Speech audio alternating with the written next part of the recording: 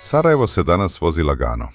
Od Vraca, niz one krivine koje otvaraju pogled na grad, preko stambenih blokova Grbavice, što pamte generacije vozača i priča, pa sve do užurbanog Marijin Dvora, dan kao nacrtan. Sunce se igra s limom automobila, cesta je čista, a ritam grada kao da pulsira kroz retrovizore. Sarajevo diše, živi, i svaka ulica ima svoju rečenicu u ovoj velikoj urbanističkoj knjizi. Ako voliš vožnju, ako voliš stvarne, nefiltrirane scene sa ulica našeg Sarajeva, ovdje si doma. Dobrodošli na BH Road Stories, mjesto gdje kamera ne izmišlja, nego bilježi ono što svi vidimo, osjetimo, ali o čemu rijetko ko zaista govori. Udobno se smjesti, ruke na volan ili noge na stol, kako god voliš, jer krećemo. I tako završavamo još jednu vožnju.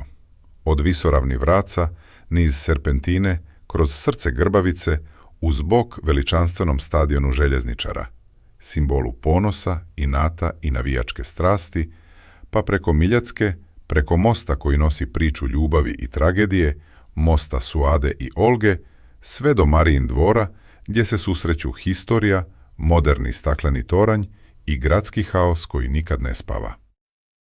Ali priče sa sarajevskih cesta tu nestaju. Svaki semafor ima svoj karakter, svaka raskrsnica svoju filozofiju, a svaki vozač, dobro, neki više, neki manje, svoje tumačenje pravila.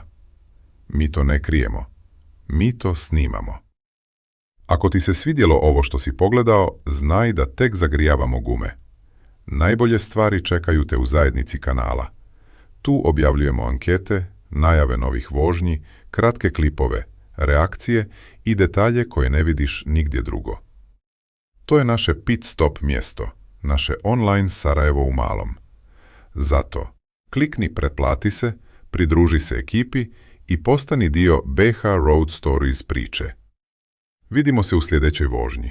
Ostani pažljiv, ostani kulturan i ostani dio naše priče. BH Road Stories, gdje cesta nikada nije samo cesta.